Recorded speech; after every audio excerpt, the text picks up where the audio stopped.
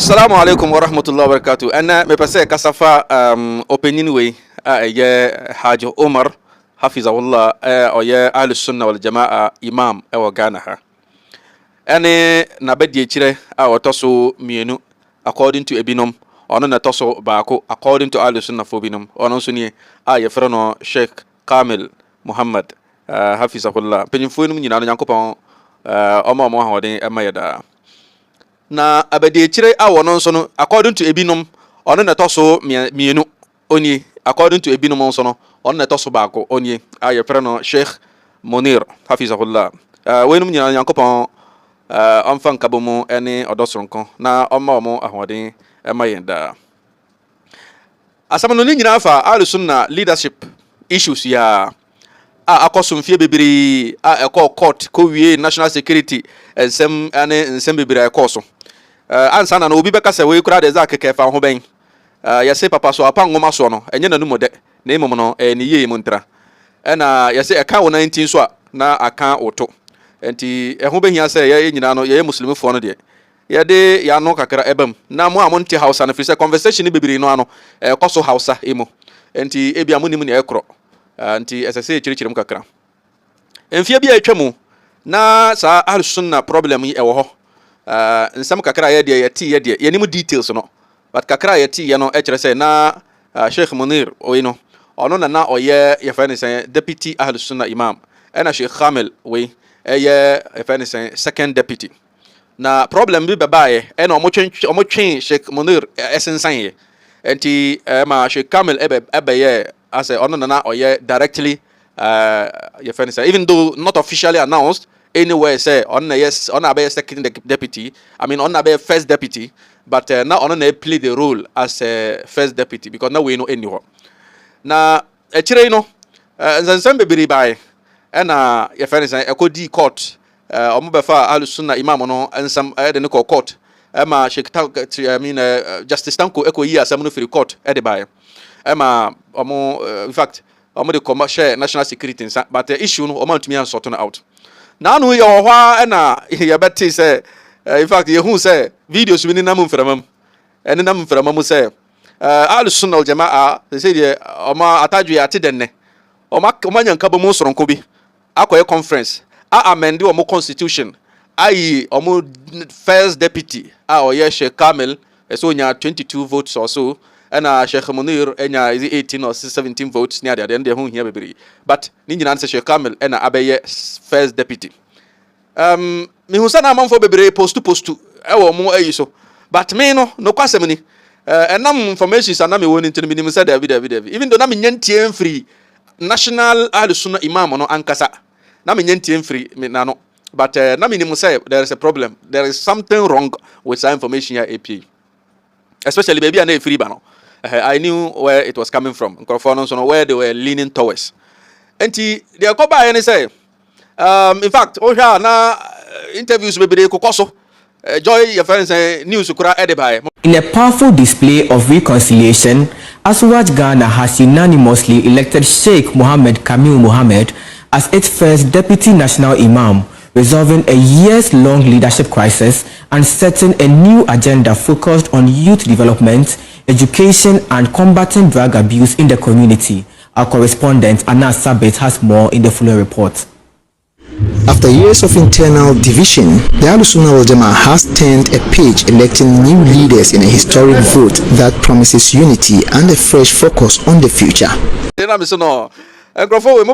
Problem because the issue no at hand no man nya ho investigation bi na modi news no the APA if you say the national imam no man hu no ase no munnim say there is a problem papa na wo mo say won tia pode na emom no he's enkana no otumi nante so why was he not there? That was the question and me bisa me hu say woni ho na me say no there is a problem there is a problem me hu say woni ho na me hu say there is a problem but of course you wo ho na your friend say Zuria FM echo interview your friend say Haji Umar your national imam no omo interview ni say the course no wonim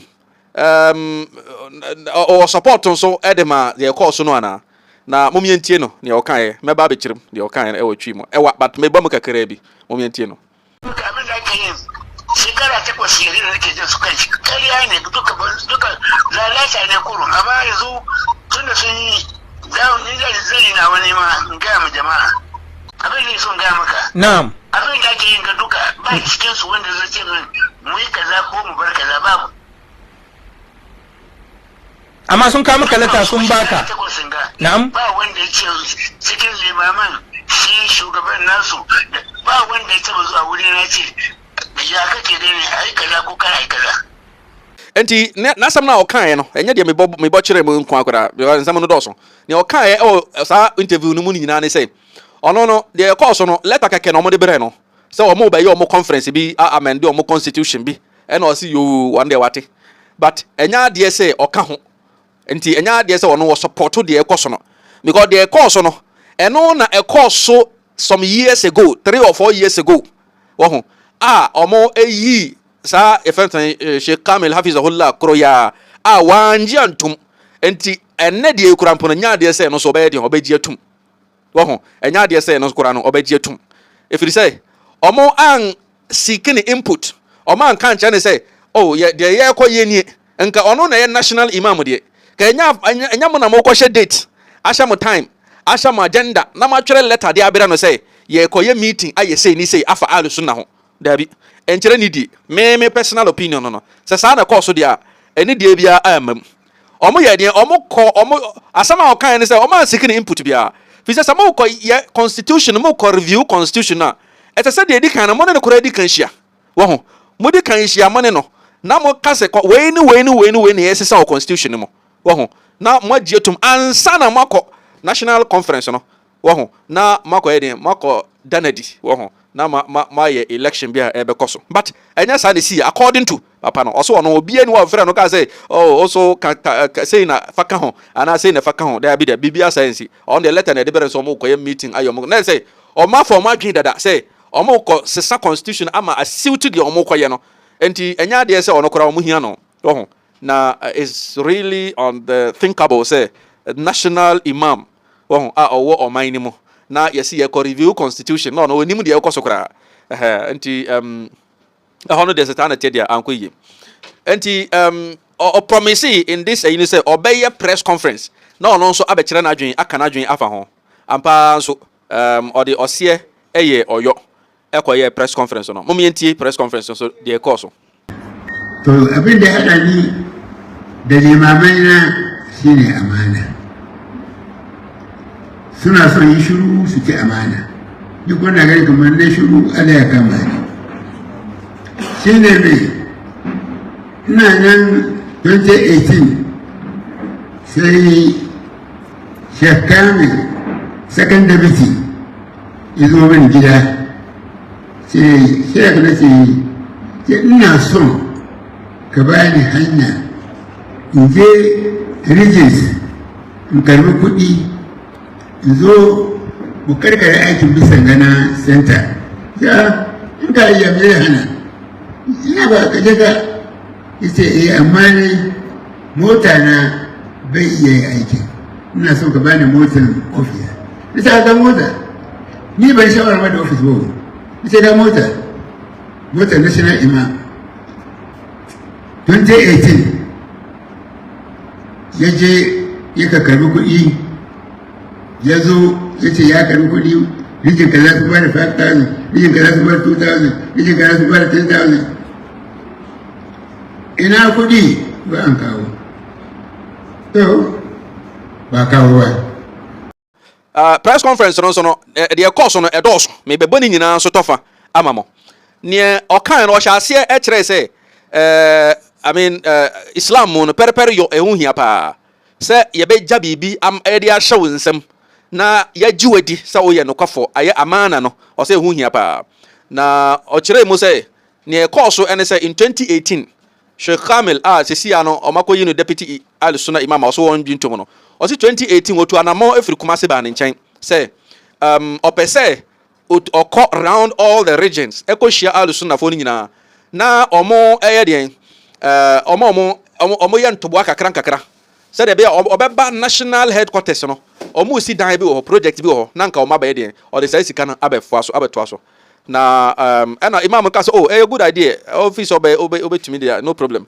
ɛna ɔse ne car kora no problem nti so obenya imam no car no a ka obetumi ka ɛbɛboa no ɛma wɔde atutu saa kwan no imam de car no kora ɛde ne car no ɛma no according to imam na sema ɔkan nti papa no kɔ ɛkɔgigi sika no ɔbaa nso no ɔte sɛ ebi ma 5000 2000 ne ade ma sika no de ogibi afan ɔbaa no ɔbɛka kyɛn sɛ yakɔ aba na yagigi sika no ɛna ɔse na sika no wɛn ɛna so ɔbɛba ɛde ɛho akonta ɛde sika no de abrɛ no hwem wante hwee afe no kɔɛ ɛma afe no kɔ aprɔ ɛsa abae afeda Sheikh Kamil sa aba ne nkyɛn hafizahullah ɛsa bɛka kyerɛ ne sɛ ɔsa pɛ sɛ ɔsa tu saa kwan no bio ɛsa akɔgye sika ɛsa bɛboa project no bio papa na sɛ ma ɔkan no ɛna ɔse yo ɛna ɔsa ma ne kwan ɔsan kɔ bae ɛna obi san sɛ sika no a wɔgyiɛ no ɛwɛn bɛbu akonta last year koraa no deɛ no ma ho hwee enti this year deɛ no so ma me hu bibi ɔse oh me kɔ asa aba ɔkɔɛ nso hwem wante hwee afei ɔsan ɛkɔɛ afe saa kɔ aprɔ sa bae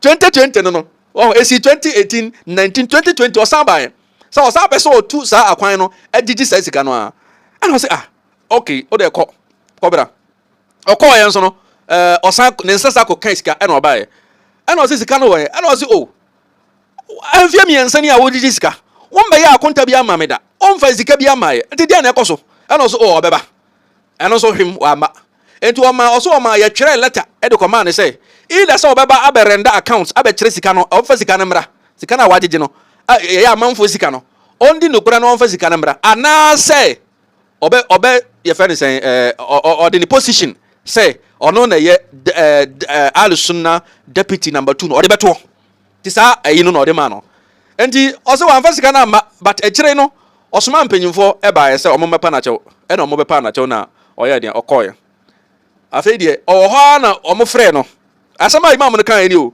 ɔsɛ ɔwɔ hɔ na ɔmo frɛ no sɛ sika no a ɔmo kɔgye gyeɛ no ɔmo pɛ sɛ ɔmo de bie pure water company sika no a ɔkɔgye yɛ no wani enti ɔmo pɛ sɛ ɔmo de bie pure water company ɛna ɔsɛ oh ɛna ɛyɛ mum go ahead na momfa nyɛ ɛkyerɛ na ɔmo san frɛ no sɛ sika no korampo no pure water company no sika no ɛnso for pure water company no enti yɛpɛ sɛ obi ahyɛ yɛ bɔ sɛ tipa track bi wɔ hɔ yɛbɛtumi de saa sika no abɛsi hɔ abɛsi ana ne yɛgye tipa track no ɔno ɔde sika no bi bɛka ho ama yɛn na yɛagye tipa track na yɛde yɛ adwuma no yɛtua no ka ɛna ɔsɛ oh ɛno nso yɛ enti nokwasɛm ne sɛ ɔmo de tipa track no ɛbaa ne fie ɛbɛkyerɛ no ɛna ɔsɛ okay abade a ɛyɛ na momfa nkɔ Ahlussunnah office a akra ha ya no ɛne nkrata no na momfa nkɔ gya office hɔ na momfa kaa no nso nkɔsi hɔ na yɛmpɛ da na yɛnya meeting na yɛnyina yɛngye ntom ada baabi a kaa no bɛyɛ adwuma sɛ yɛde bɛkɔ Kumase anaa yɛde bɛkɔ Techiman anaa yɛbɛka nkran ha ɛde ayɛ adwuma tipa track no ɛna ɔmo se ɔmo de kɔɛ ɔmo amfa nkɔ office hɔ ɛna ɔmo de kɔ fie ɔmo de kɔɛ na ɔmo se ɔmo nya adeɛ so ɔmo akɔyɛ meeting with regional imams no Ahlussunnah regional imams no ɔmo no ɔmo akɔyɛ meetings na ne ɛyɛ ne ɔmo decide ɔmo amfa imam no aka ho deɛ ɔmo decide ne sɛ some stories wey dey otia say no credit anyway say it is sad dia pejini dey nka say no credit but ani enyan ana omo se ka na nya dey so omo dey abesi Ahlussunnah office ho ana omo beja no ho ana omo bemba na omo be decide bia omo dey koye omo adwuma outside the office anya dey so omo bu nko ntakora de ma no ti ka ne ye adwuma obi ani ho obeka kire obeka bibia kire imam ne say sika ya nya firim ne sika ya nya firim ne to se da koro ho na omo ka so omo be meeting bi e wo ye friend say Ahlussunnah headquarters ho office ho and also there be say car no mum be ya contact ma media and ma office wo be meeting bia o kan sa na o mo say office no nya ne dia o mo so beba o ba na o ma boys e pam o mo every o ka che o di o matem kra o and me pese meka and afi de e ho na asam no e call court no 2020 mo ho and asam no copy court o mo twia na afi de justice tan ko be ka che o mo say there bi mo na mo so mo ya Ahlussunnah for na mo de masama akoma obi a onye muslimi ni kura so ndi mamodia enye fe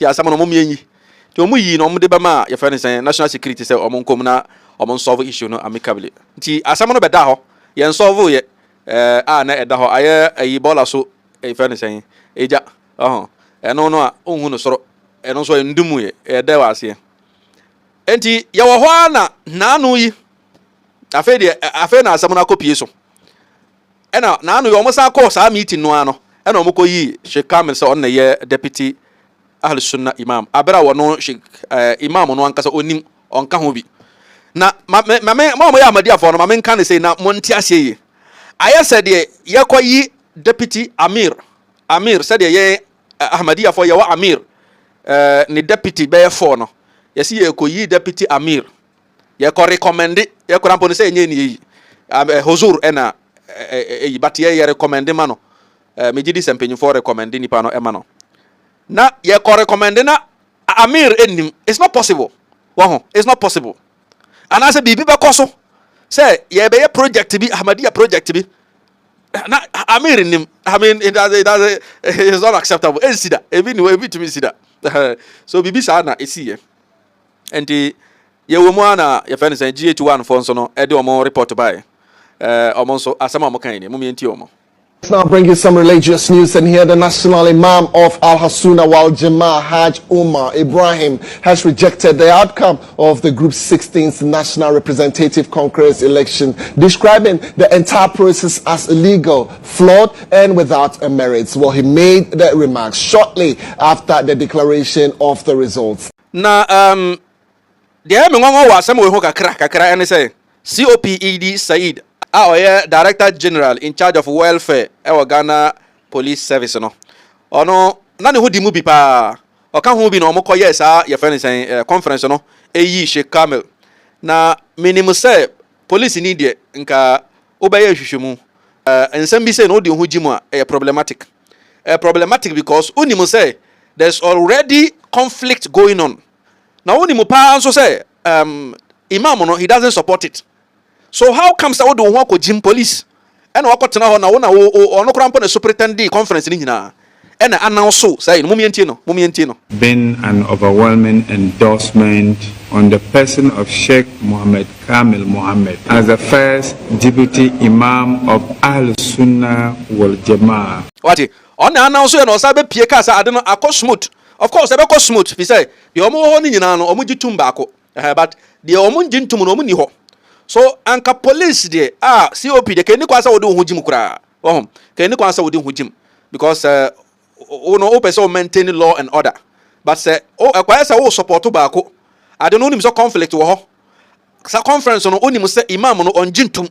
But still no okoye den okọ support we edi mu ebe pie kansam ene nsam bibiri. I think say next time no as a police officer no you should be fair and stand neutral because this conflict, yes, sir.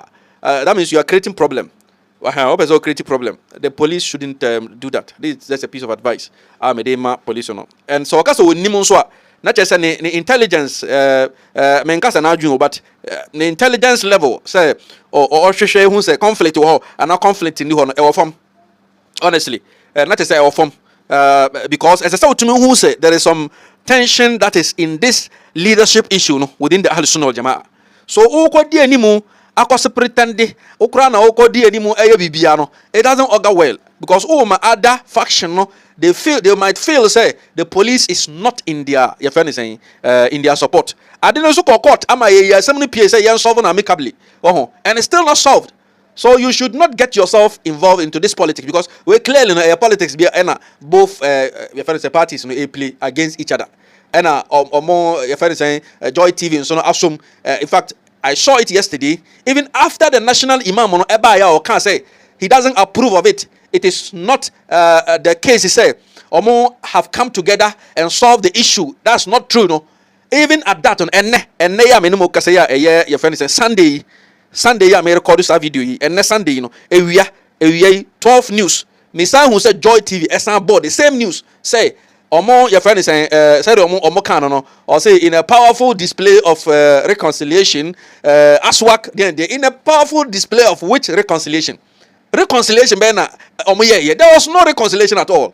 It is that side who are in support of Sheikh Kamil Omo ni nipa Omo ba abontene ebe sa election no.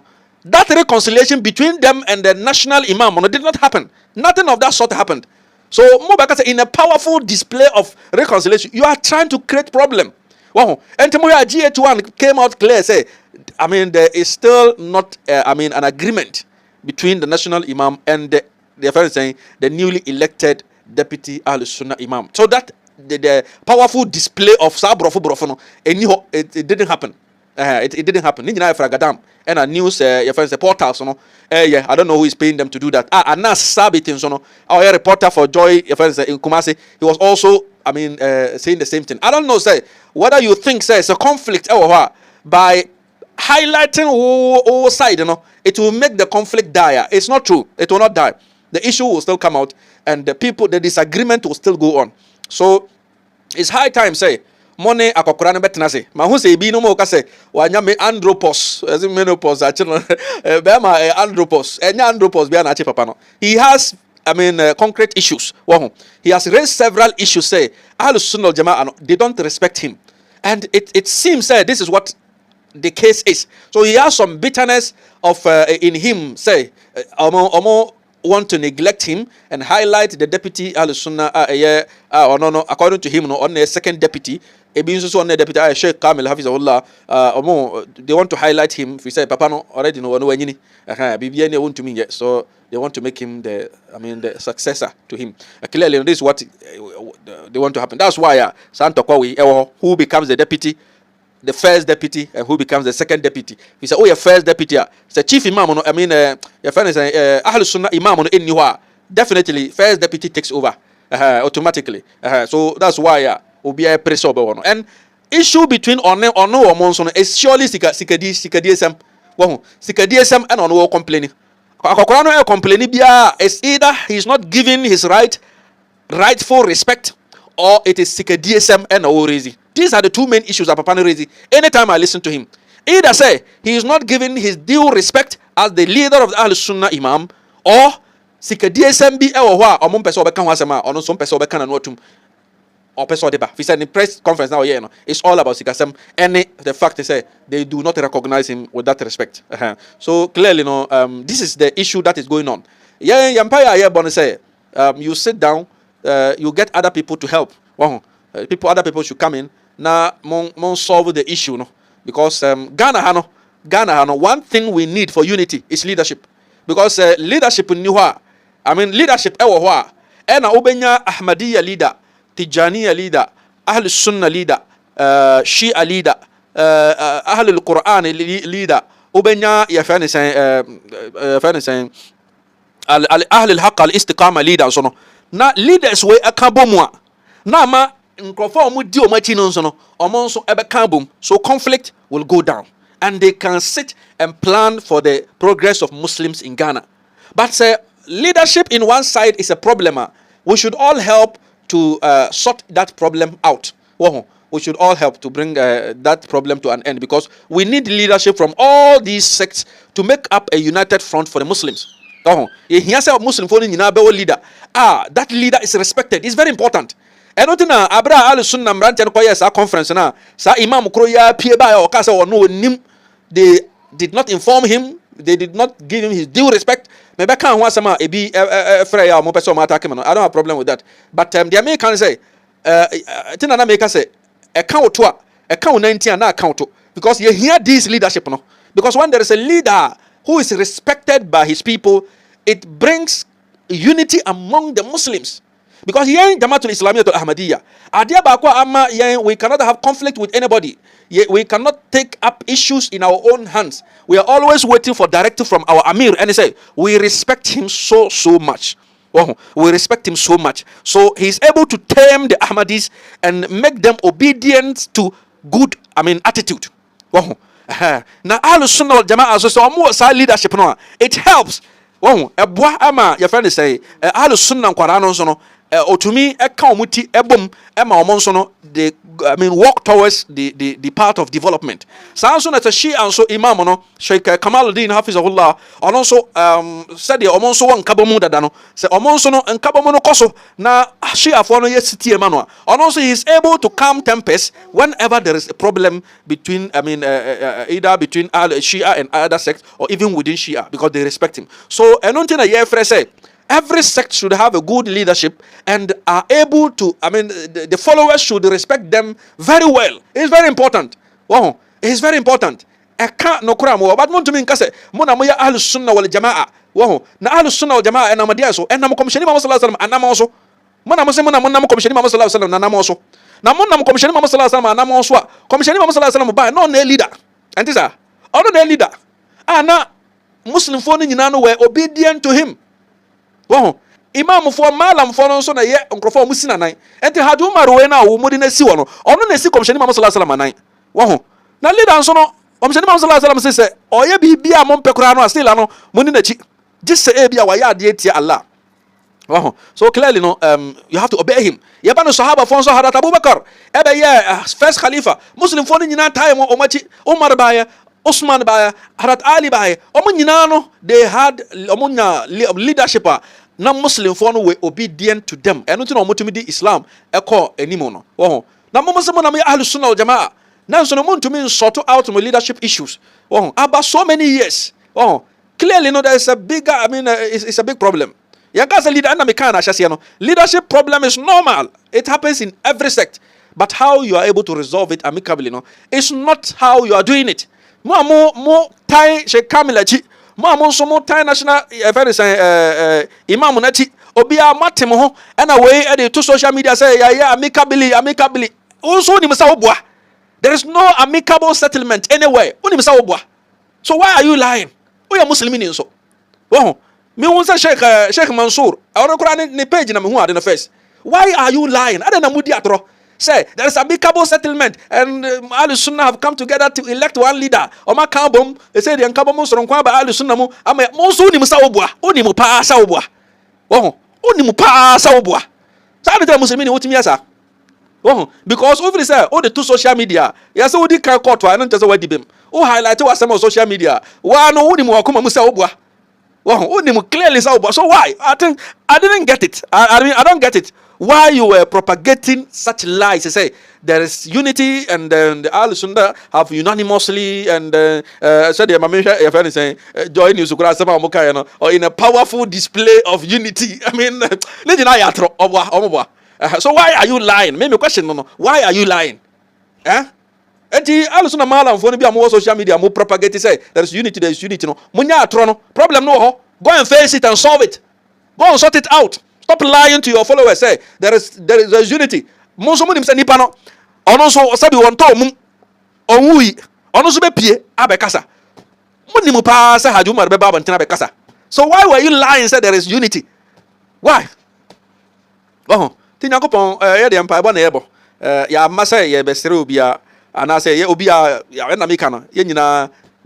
Ahmadiyya, within Shia, within Tijaniya, there were, and there are still leadership issues.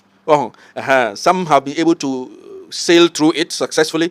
Others are still battling with it, but they have accommodated it. But moment the end, you think, it seems you are unable to manage, issues. So I'm only praying, say, Yankopon, Omamo Hikma, to me, Edia Kabum, na solve my issues that. Kakra mekano enti Yankopon omie nyina ya dwumuda enti sesia no asat na wa ye wo ho no Ahlussunnah wal Jama'ah is still in conflict. Who is the first deputy and who is the second deputy? According to the Ahlussunnah Imam Haj Umar Hafizahullah Ghana, Sheikh Kamil na ye second deputy Ahlussunnah Imam. Sheikh Munir Hafizahullah on the first deputy according to Ahlussunnah Imam. Nasemono. But according to another faction, and so no, Sheikh Kamil and a first deputy imam. So it depends on where you are. Of to for Yankopon, on fa asumdi emra Muslim for nyina entem, any Muslim for entem emayada. Assalamu alaikum wa rahmatullah wa barakatuh.